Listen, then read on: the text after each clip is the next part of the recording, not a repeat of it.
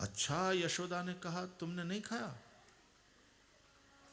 वदंति तावकाह्येते कुमारास्ते अग्रजः अप्ययम्, ये तुम्हारे जो हैं सखा ये कह रहे हैं और तुम्हारा बड़ा भाई भी कह रहा है, ये तुम्हारे हैं सखा, तुम इनके साथ खेलते हो, वो सब कह रहे हैं। यानी भगवान के कौन है? भगवान के भक्त वैष्णव, वो कह रहे हैं। शबरी से कोई पूछे कि क्या रे शबरी मैया, ये खाते हैं? बोले बिल्कुल खाते हैं, झूठे बैर खाए। कोई पूछे सुदाम देव से कि ये खाते हैं? बोले बिल्कुल खाते हैं, गठरी छीन लिया मेरे से, 4 मुट्ठी चिवड़ा लेकर के गया था, बड़े प्रेम से अरोगे। कोई विदुर जी से पूछे कि क्या रे विदुर जी सच बताना, ये खाते हैं? तो ये है तो भगवान के भक्त, लेकिन साक्षी देंगे वो भगवान के विरुद्ध में ही होगी कि बिल्कुल खाते हैं। दुर्योधन के 56 भोग को छोड़कर हमारे घर आकर के भाजी अरोगे। तो वदंती तावकाह्येते, ये जो तुम्हारे हैं वो कह रहे हैं कि तुम भोगता हो, खाते हो, तब तो 56 भोग सजाया गया था।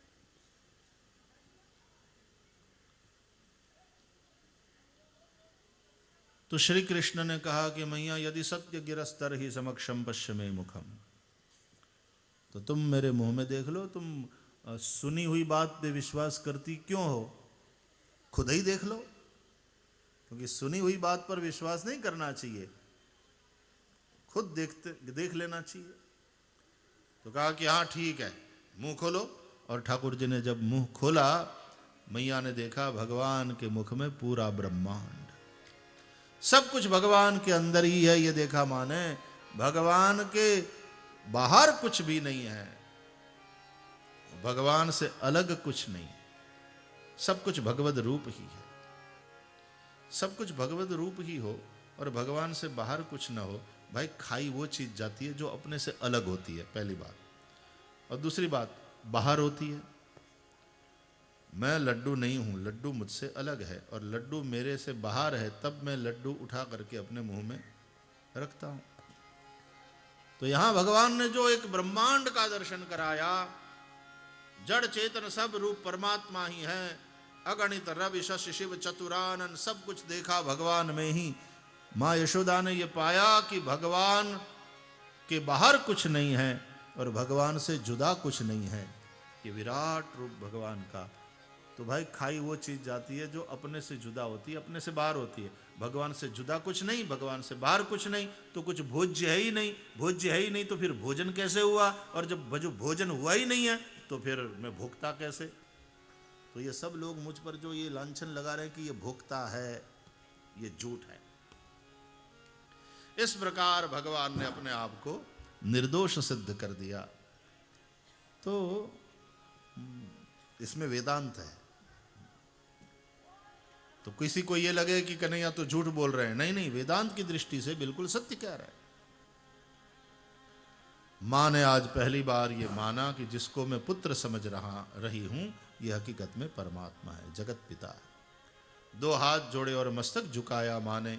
भगवान को ये बात पसंद नहीं आया कि अरे तब तो मजा चौपट हो जाएगा लीला का, अब तो मैया हमको गोदी में नहीं बैठाएगी, हमारे सिर पे हाथ नहीं धरेगी, अब तो हमारे लिए सिंहासन बनवाएगी, आरती उतारेगी, हाथ जोड़ेगी, उलाना नहीं देगी, ये हमारी स्तुति करेगी, तो लीला का मजा चौपट हो जाए। देखो, महात्म्य ज्ञान से वात्सल्य भाव की क्षति होती है।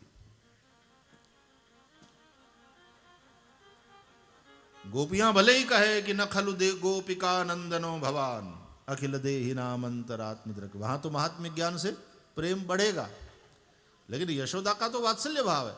और यशोदा से कोई ये कहे कि ये तुम्हारा पुत्र नहीं है, न खलु गोपिका नंदनो भवान, ये गोपियों ने कृष्ण से कहा ठीक है, लेकिन यशोदा से कोई कहे कि ये तुम्हारा पुत्र नहीं, फिर से बोल, तो फिर से लकड़ी लाओ, इधर लकड़ी, मुझे कहता है कि मेरा छोरा नहीं है, ये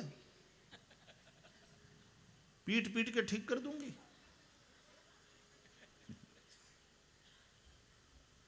वात्सल्य भाव है। पुत्र स्नेह है। तो भगवान ने तुरंत माया का प्रयोग किया अपनी माया मां के ऊपर। तो ये वैष्णवी माया है। इत्थम विदित तत्वायाम गोपिकायाम स ईश्वरः वैष्णवीं व्यतनोन्मायाम पुत्र स्नेहमयीं विभु। मां के ऊपर वैष्णवी माया का प्रयोग किया। ये वैष्णवी माया क्या है, इसका प्रयोग क्यों किया और इसका प्रयोग करने से क्या होता है, बहुत सारी बातें हैं भैया, हम प्रणाम कर लेते हैं। भागवत के विद्वानों ने सब प्रश्नों का चिंतन किया है और सुंदर सुंदर अर्थ समझाया। इन शॉर्ट, वैष्णवी माया का प्रयोग करने से मां भूल गई कि ये भगवान है और फिर से पुत्र भाव हो गया कृष्ण में और उन्होंने अपने गले से लगा लिया कन्हैया को और कन्हैया की आंख में आंसू आ गए थे। तो यशोदा ने भी कहा कि लाला तैने नहीं खाई, चुप हो जा बेटा, चुप हो जा मेरे लाल। तो किसी तरह से मैया को अपने पक्ष में कर लेते हैं कन्हैया। ये द्रोण नाम के वसुप प्रवर और उनकी धरा नाम की पत्नी ही नंद यशोदा बन करके आए। उनको दिए हुए वचन के अनुसार भगवान उनके घर पुत्र बन करके पधारे हैं। एक बार माँ यशोदा ने घर के दास दासी नौकर चाकर को दूसरे कार्य में लगाया। स्वयं सुबह उठ करके स्नानादि करके सुंदर वस्त्र अलंकार धारण करके आज श्री कृष्ण के लिए माखन तैयार करने हेतु स्वयं दधिमंथन करने बैठी। दधिमंथन करते समय श्री कृष्ण की बाल लीलाओं का चिंतन करती गायन कर रही है और दधिमंथन हो रहा है। तब श्री कृष्ण जागे, देखा कि मेरी माँ आज स्वयं परिश्रम कर रही है मेरे लिए माखन तैयार करने के लिए। कभी बच्चों ने सोचा है कि अपनी माँ अपने लिए कितना परिश्रम करती है? बस सुबह उठते ही बाथरूम में, मम्मी मेरा टॉवेल, मम्मी मेरा ब्रश कहाँ है, मम्मी भूख लग रही है, मम्मी अरे मेरा बुक्स नहीं, मेरे बुक नहीं मिल रहा है। तो मम्मी बेचारी दौड़ती रहती इधर उधर इधर उधर उधर। कितना करती है मम्मी, सोचा? और बड़े होने के बाद भी वही मम्मी मम्मी मम्मी। अरे अब तू मम्मी के कुछ काम आ, वो जब नहीं रहेगी तो पता चलेगा कि तुम कितने निकम्मे हो जाते हो, फिर कितने अपाहिज हो जाते हो। और वो भागती रहती है, दौड़ती रहती है, सबके लिए करती रहती है। मां तो हमारी भाषा का एकाक्षरी काव्य है। इसलिए शायर ने बहुत अच्छा कहा कि जब बंटवारा हुआ पिता की संपत्ति का तो किसी के हिस्से में मकान और किसी के हिस्से में दुकान आई। किसी के हिस्से में मकान, किसी के हिस्से में दुकान आई। मैं घर में सबसे छोटा था, मेरे हिस्से में मां आई। मैं घर में सबसे छोटा था, मेरे हिस्से में मां आई। कागज पर जब भी लिखा मैंने मां का नाम, कागज पर जब भी लिखा मैंने मां का नाम, तो कलम अदब से कह उठी हो गए चारों धाम। कलम अदब से कह उठी कि हो गए चारों धाम। मां की महिमा तो भगवान ने भी करी। भगवान को बहुत प्रेम आया। अरे मेरी माँ देखो सुबह सुबह उठ करके मेरे लिए इतना परिश्रम कर रही है, दधिमंथन कर रही है। तो कन्हैया वहां आ गए। गृहीत्वा दधिमंथानम, मथानी को पकड़ लिया। मानो कह रहे हो मैया तू क्यों इतना परिश्रम कर रही है, मैं तो तेरे प्रेम का भूखा हूं, तू तो बस मुझे अपना प्रेम दूध पिला, भूख लग रही है मुझे। तो मैया ने दधिमंथन छोड़ा, कन्हैया को गोदी में लिया, दूध पिलाने लगी। और उस वक्त मैया ने चूल्हे पर रखा था दूध गर्म करने, उसमें उफान आया, वो गिरने लगा अग्नि में। देखो दूध ने कहा अभी अभी अपने को अभोक्ता बताने वाला ये ब्रह्म कि मैं भोक्ता नहीं हूं, ना हम भक्षितवान अम्ब, अपने आप को अभोक्ता बताने वाला अब देखो पुछ पुछ करके दूध पी रहा यशोदा का। अपने आप को अभोक्ता बताने वाला यशोदा मैया के पास जाकर, मैया भूख लग रही है, दूध पिलाओ। क्यों भाई अभोक्ता देव, अब कैसे भूख लग रही है तुमको? अब जब ये दूध पीते ही हैं तो दूध को लगा कि अरे ये तो हमको चाहते हैं, दूध पिलाओ, मुझे दूध चाहिए। तो पतीली में जो दूध था उसने सोचा चलो चलो हम भी इनके मुंह में जाते हैं, क्योंकि वैसे तो कन्हैया का मुंह मैया के थन से लगा हुआ है और वहां दूध पी रहे हैं मैया के स्तन से, और पतीली में जो दूध है उसने सोचा हमको भी भगवान के मुख में जाना है, कैसे जाएं? तो नीचे अग्नि थी, ये अग्नि क्या है? बोले ये भी भगवान का मुख है, मुखाद अग्नि रजायत, भगवान के मुंह से ही अग्नि हुई है, इसलिए दूध उफान आया और गिरने लगा अग्नि में, ये भगवान के मुख में ही जा रहा। अच्छा, मैया का ध्यान गया कि दूध जा रहा है, तो उठ करके दौड़ी कन्हैया को अतृप्त छोड़कर, अतृप्तम उत्सृज्य, श्री कृष्ण को अतृप्त छोड़ करके मैया दूध बचाने दौड़ी। और जब ये देखा कन्हैया ने, गुस्सा आ गया, मुझसे दूध ज्यादा प्यारा है। और बच्चे को गुस्सा आ जाए तो फिर वो तो टीवी तोड़ देंगे, ये फोड़ देंगे, वो कर देंगे, चीजें फेंकने लगते हैं। ननकुड़ा छोकरा ना गुस्सा तो તમે જુઓ તો હોય એટલું ટિંડોરા જેવડું, અને ગુસ્સામાં તો એના વળી નસકોરામ એવા ફૂલે। तो गुस्सा आ गया और जिस मटके में मैया दधि मंथन कर रही थी उसी मटके को फोड़ डाला कन्हैया ने। मटका फूटा, छाछ बह गई, माखन बिखर गया, मथानी गिर पड़ी। भूख तो लग ही रही थी श्याम सुंदर को, तो उस प्रेम को देखा। मैया का दूध पी रहे थे ना, मैया का दूध मतलब मैया का प्रेम, मैया का भाव। और फिर इस माखन को देखा, ये माखन तो मन ही है।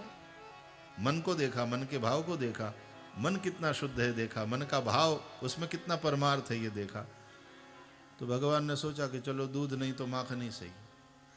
दोनों हाथ से माखन समेटा और भोग लगाते हुए श्याम सुंदर निकल गए। जब यशोदा ने दूध को यहाँ चूल्हे से उतारा, दूध को बचाया, और यहाँ घर में धमाका सुनाई पड़ा। क्या हुआ कहती हुई जैसे ही यशोदा वहां आई, देखा मटका फूटा है, छाछ बह गई है, मथानी गिर पड़ी। इतना नुकसान। अब तो मैया ने सोटी उठाई और दौड़ी पीछे। कन्हैया ने देखा तो भागे, पीछे पीछे यशोदा मैया, आगे आगे कन्हैया श्याम सुंदर छोटे से, और गोपियां देख रही हैं, हंस रही हैं, बड़ा आनंद ले रही है इस लीला का। ऐसा भगाया मैया को अपने पीछे, ऐसा भगाया, थोड़ी देर में मैया थक गई। मैया तंदुरुस्त है, दुबली पतली नहीं थी। वो जीरो फिगर वाला पागलपन उस जमाने में नहीं हुआ करता था। तो भाग रही है कन्हैया के पीछे पीछे, और दौड़ते दौड़ते मैया की सांस फूल गई, शरीर पसीना पसीना, और बैठ गई नीचे, आंख में आंसू आ गए। जब बच्चे बहुत इस प्रकार परेशान करते हैं मैया को, तो बेचारी मम्मी बैठे बैठे रोती है, फिर और क्या करेगी।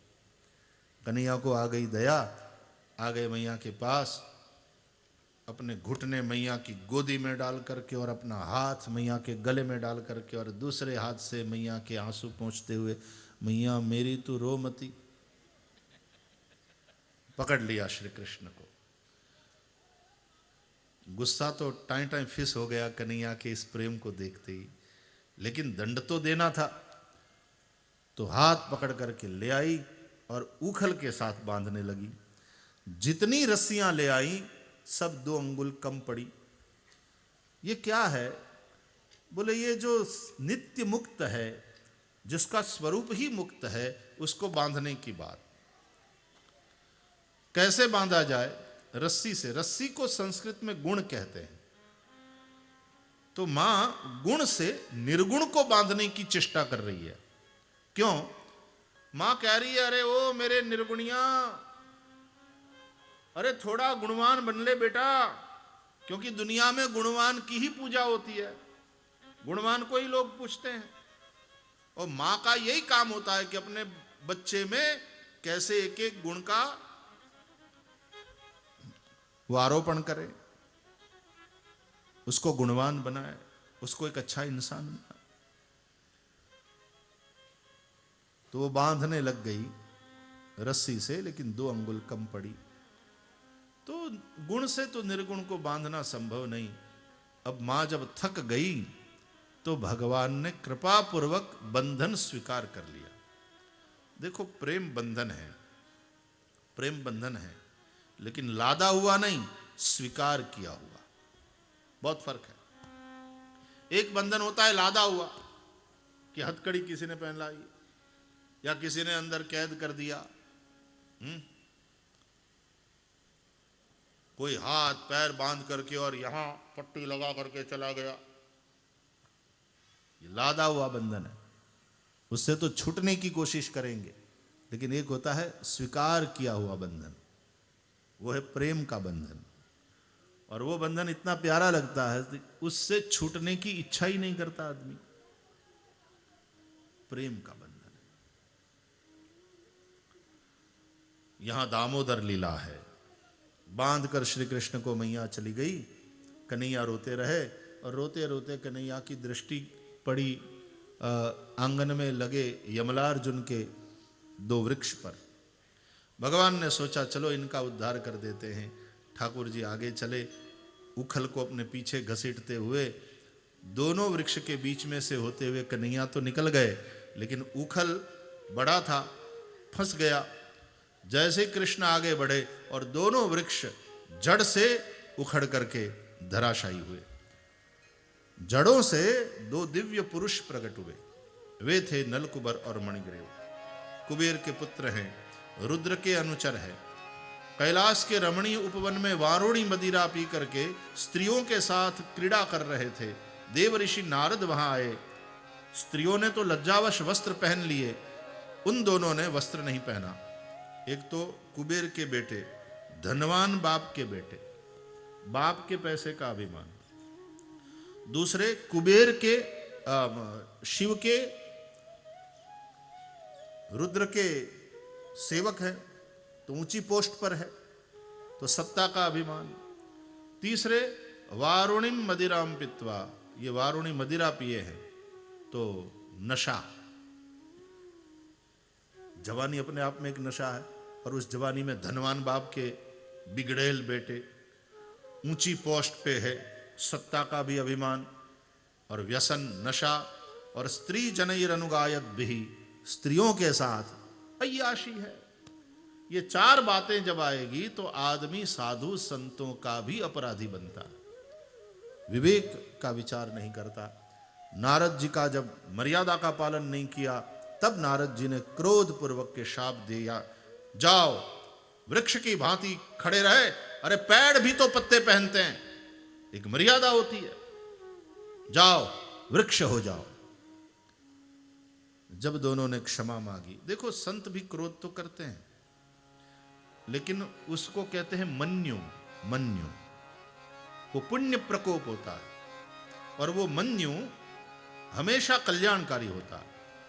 संत का क्रोध कल्याण करने वाला होता है। क्रोध के रूप में भी संत का अनुग्रह ही बरसता है। इसलिए तुम देखो पुराणों में, भागवत में, रामायण में, भगवान तो वरदान देते हैं, और ऋषि मुनि संत बोले श्राप देते हैं। या तो भगवान के वरदान से कल्याण हो सकता है, या तो कोई संत ऋषि के श्राप से कल्याण होता है। जिन जिन को श्राप मिला है उन सब का कल्याण हुआ है। जिन जिन को श्राप मिला उन सबको भगवान का दर्शन हुआ, भगवत प्राप्ति हुई। तो ये श्राप भी हकीकत में कल्याणकारी है। ये मन्यु, ये क्रोध मन्यु है। तो जो पुण्य प्रकोप है उसको मन्यु कहा जाता है, और वो कल्याणकारी होता है। कभी मां गुस्सा करती है अपने बालक पर, वो मन्यु है। कभी शिष्य पर गुरु क्रोध करता है, वो मन्यु है। वो हित चाहता है, वो कल्याण चाहता है, चाहे बाप हो चाहे सदगुरु हो।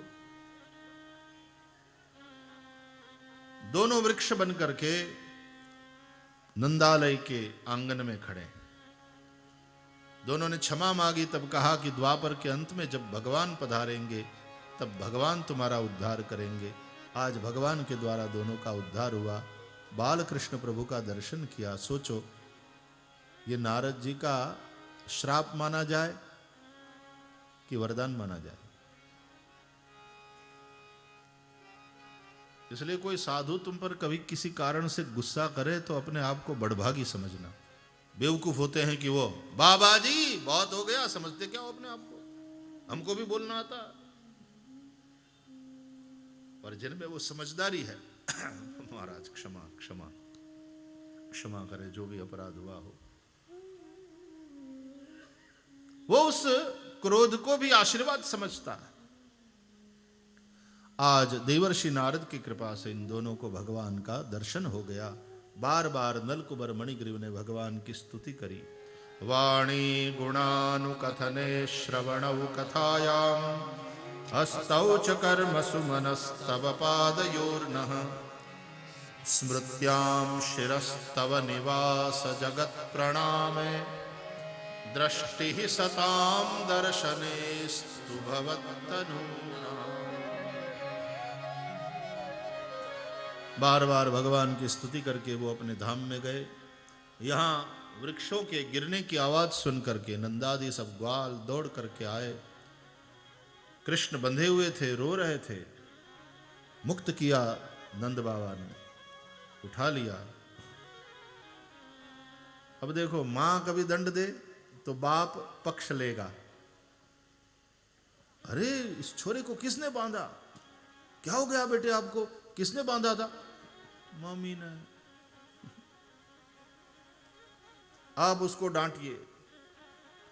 और कभी फिर बाप डांटता है पत्नी को, क्यों मेरे बच्चे को ऐसा किया? अरे लेकिन उसने ऐसा बड़ा उधम मचाया। बोले वो जो भी करे, खबरदार मेरे बच्चे को कभी बांधा तो। मां दंड दे तो पिता बालक का पक्ष ले, कभी पिता दंड दे तो मां बालक का पक्ष ले। इस तरह से दोनों माता पिता बालक को पाल पोस करके बड़ा करते, एक अच्छा इंसान बनाते। जैसे कुम्हार पीटता है मटके को ऊपर से, उसका घाट मजबूत बनाने, लेकिन अंदर से एक हाथ से आधार दिया होता है। तो प्रेम और दंड दोनों मिलकर के बच्चों का आकार, बच्चों का चरित्र वो निर्माण किया जाता है और वो मजबूत बने वो देखा जाता है।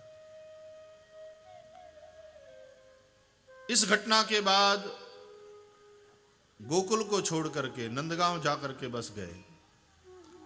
ये बृहदवन में है गोकुल, और नंदगांव वृंदावन में। तो बृहदवन छोड़ करके वृंदावन में जाकर बसने का निर्णय किया। वृंदावन में 3 पर्वत, एक बरसाने वाला जहां राधा रानी का मंदिर है वो ब्रह्मा का रूप है, दूसरा श्री गोवर्धन वो विष्णु का रूप है, साक्षात नारायण स्वरूप है, और तीसरा नंदगांव वाला पर्वत वो शिव स्वरूप है। इन लोगों ने सोचा कि हम पशुपति हैं, ग्वाल हैं, पशुपति, हम पशुपालक हैं।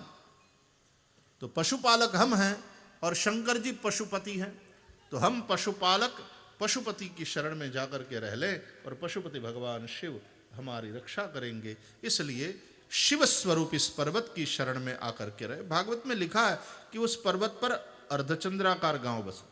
आज भी आप नंदगांव तो गए ही होंगे, बिल्कुल टेकड़ी पर है, बहुत चढ़ाई उतराई है साहब, घुटने मजबूत होने चाहिए। राधा रानी का दर्शन करने जाओ, घुटने मजबूत होने चाहिए। और वहां गिरिराज तो साक्षात नारायण स्वरूप है, तो वहां तो चढ़ने की बात, वैष्णव तो एक मर्यादा है, तो ऊपर नहीं चढ़ते, परिक्रमा देते हैं, परिक्रमा देते हैं। ज्यादा चढ़ाई तो नहीं है, लेकिन फिर 21 किलोमीटर की परिक्रमा, घुटने मजबूत चाहिए।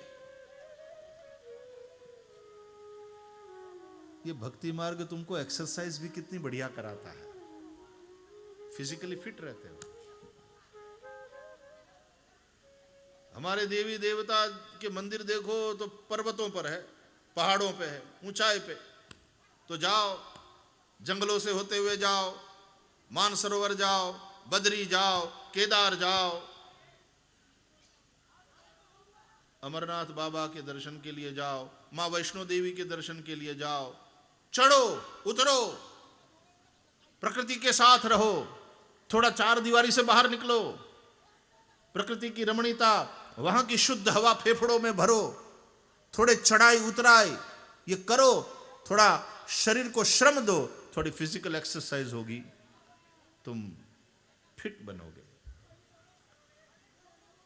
जो जो धर्म के एक एक बनाए गए हैं नियम,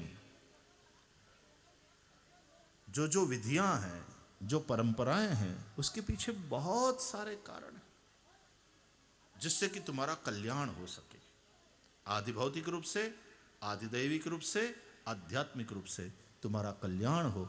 ये सब परंपराएं ऋषियों ने इसलिए तैयार करी। आज भी हमारे वो पूर्णिमा के दिन डाकोर नाच, इतनी भीड़ होती है डाकोर में, और फिर समय आता है तो वहाँ अंबाजी की यात्रा के लिए सब लोग निकल पड़ते हैं। वहाँ से कांवरिये निकलते हैं गंगा जी से, गंगा जल की कांवर लेकर के, और महादेव जी को चढ़ाने पैदल। समय समय पर ये सब रीति रिवाज, ये परंपराएं बहुत कल्याणकारी परंपराएं, सिवाय कि हम पूरी मर्यादा के साथ उन परंपराओं का निर्वाह करें। तो श्री नंदगांव शिव स्वरूप पर्वत पर नंदगांव बस गया। भागवत में लिखा है अर्धचंद्राकार गांव बसा। अर्धचंद्राकार क्यों? क्योंकि अर्धचंद्र भगवान शंकर के ललाट पे है। ये पर्वत शिव स्वरूप है, इसलिए अर्धचंद्राकार गांव बस गया। और फिर भगवान श्री कृष्ण गो वत्स चारण लीला करने लगे, बछड़े चराने लगे। अब मैं थोड़ा संक्षेप में आपको बताऊं, क्योंकि है तो ये व्यासपीठ, लेकिन विस्तार करने जाएंगे तो कथा तो अनंत है। हरि अनंत, हरि कथा अनंता। एक बार वत्सासुर बछड़े का रूप लेकर के आया था, भगवान ने उसका उद्धार किया। वत्स भगवान के प्यारे, देखो पिता पुत्र को वत्स कहेगा, गुरु शिष्य को हे वत्स कह करके संबोधित करता है। जिस प्रकार वत्सला गाय का अपने वत्स बछड़े पर प्रेम होता है, वैसा प्रेम बाप का, माता पिता का संतान के ऊपर होता है, वैसा ही प्रेम गुरु का शिष्य के प्रति होता है। तो भगवान के वत्स यानी भगवान का प्रेम जिनके ऊपर है, वो भगवान के प्यारे, भगवान के वत्स मतलब वैष्णव भक्त। उन भक्तों की टोली में कभी कभी कोई दुष्ट आदमी वैष्णव का सा रूप बनाकर, भेष बना करके, तिलक माला धारण करके घुस जाए, मिल जाए। तो वत्सासुर बछड़े का रूप लेकर के बछड़ों में मिल गया। उसने सोचा था ये बछड़े श्री कृष्ण के स्नेह भाजन हैं, इन बछड़ों पे कृष्ण का बहुत प्रेम है, मोहित हो जाएंगे मुझे देख करके। और देखो, जिसमें मोह होता है, जिसके प्रति राग होता है, ये मोह सही दर्शन नहीं होने देता, मोह बांधता है। राग द्वेष सही दर्शन नहीं होने देते। जिसके प्रति राग हो जाता है, उसके दुर्गुण भी हमको सद्गुण नजर आते हैं, और जिसके प्रति द्वेष हो जाता है, उसके सद्गुण भी हमको दुर्गुण नजर आते हैं। तो राग और द्वेष दोनों सही दर्शन नहीं करने देते। तो मुझ में राग हो जाएगा, मैं बछड़ा बन करके जाऊंगा, ये मुझे पहचान नहीं पाएंगे, फिर मैं उसको मारूंगा। इनको मोहित करता हूं। वो नहीं जानता कि इसका तो नाम ही मोह न है, इसमें तो मोह न, और ये है मोहन, सबका मोहन, सम्मोहन करने वाला। तो देखते ही पहचान गए श्री कृष्ण। दाऊ दादा को बताया, दाऊ दादा देखते हो उस बछड़े को, देखो वो बछड़ा अपना नहीं है। ग्वारिये जानते हैं अपने एक एक पशु को, अपने एक एक मवेशी को पहचानते हैं ग्वारिये। देखो बछड़ा अपना नहीं है। और सुनो दाऊ, वो बछड़ा भी नहीं है, असुर बछड़े का रूप लेकर के आया है, अभी उसको मजा चखाता हूं। कह करके कन्हैया वहां गए, और वत्सासुर बछड़े के रूप में था, तो उसके पास जाकर के, कितना प्यारा बछड़ा है, सहलाने लगे। वत्सासुर ने सोचा ये फंसा, कन्हैया हंसा कि बेटा तू फंसा, लेकिन तू। उसको सहलाते सहलाते पीछे की ओर गए और उसके दोनों पांव पकड़ करके उठाया, घुमाया और दे मारा पृथ्वी पर। वत्सासुर के प्राण गए और सखाओं ने जय घोष किया, श्री वृंदावन विहारी लाल की जय। भगवान ने वत्सासुर का नाश किया, वत्सासुर का उद्धार किया। उसके बाद आगे वाली कथाओं में फिर भगवान काली नाग का निग्रह करते हैं। ये इंद्रियाध्यास है। दाऊजी महाराज के द्वारा धेनुकासुर का नाश हुआ, ये देहाध्यास की बात है। ये सब कथा सुनाया है। और ब्रह्मा जी के मोह की कथा है। ब्रह्मा जी ने जब देखा कि भगवान पधारे हैं, लीला कर रहे हैं, दर्शन करने गए ब्रह्मा जी, देखा कि भगवान तो जूठन खा रहे हैं, खिला रहे हैं। वेद विरुद्ध भगवान की लीला को देख करके ब्रह्मा जी को मोह हो गया। उन्होंने सुना, सोचा कि ये भगवान नहीं हो सकते, ये ब्रह्मा विधि है, वो विधि निषेध को बहुत मानते हैं। ऐसा ही होना चाहिए, ऐसा नहीं ही होना चाहिए। ये डूज एंड डोंट्स, इसको बहुत मानते हैं ब्रह्मा जी। तो वेद विरुद्ध लीला देखी। किसी को जूठन खिलाना नहीं चाहिए, किसी का जूठा खाना नहीं चाहिए, लेकिन वेद विरुद्ध लीला को देखा, ब्रह्मा जी को शंका हो गया और इसलिए ब्रह्मा जी भगवान के बछड़े और भगवान के ग्वालों का हरण करके ले गए। कथा है कि भगवान वैसे ही और उतने ही बछड़े और ग्वाल बन गए। 1 वर्ष पर्यंत ये चला क्रम। ब्रह्मलोक